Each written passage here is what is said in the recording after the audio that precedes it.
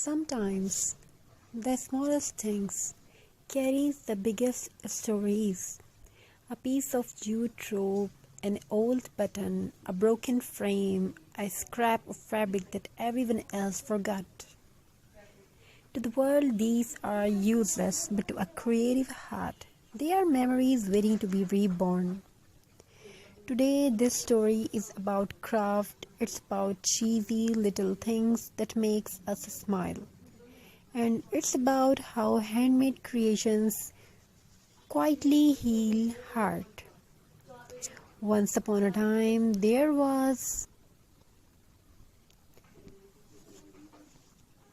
a small house at the edge of a busy street.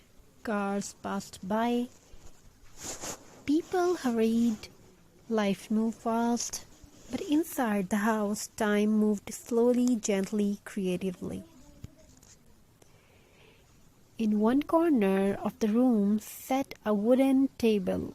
Its paint was chipped, its edges were rough, but it was loved. The table had seen many things, tears wiped away with fabric scraps, laughter while gluing fingers together, late nights cutting paper under a dim bulb. This was a craft table. On this table lived the cheapest collection of things.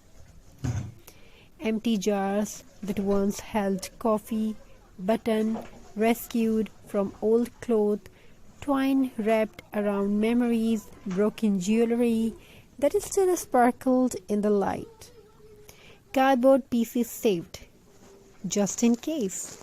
People laughed when they saw it. Why don't you throw this away? Why are you keeping junk?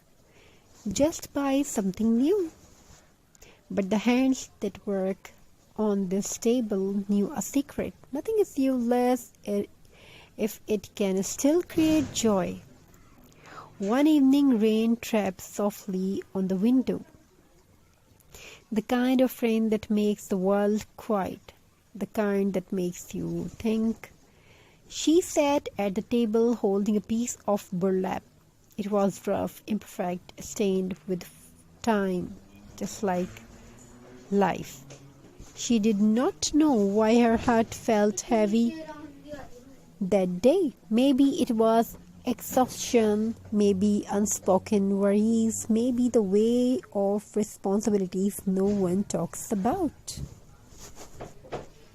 So she did what she always did. She crafted. She wrapped jute around an old glass bottle slowly, carefully, one turn at a time.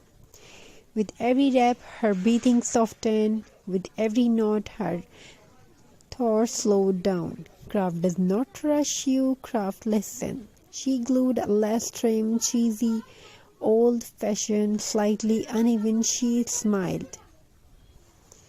It reminded her of childhood, of school projects made the night before deadlines, of glue-stained finger and proud smiles.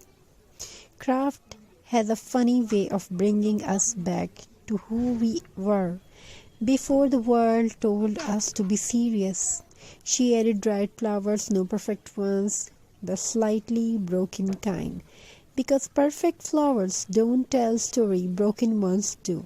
She stepped back and looked at her creations. It was not expensive, it was not trendy, but it was warm, honest, alive. That's the magic of handmade things. They don't scream for attention, they whisper comfort. Days later, someone visited the house. They noticed the jar sitting quietly on a shelf, wrapped in jute, holding dried flowers, glowing softly on the sunlight.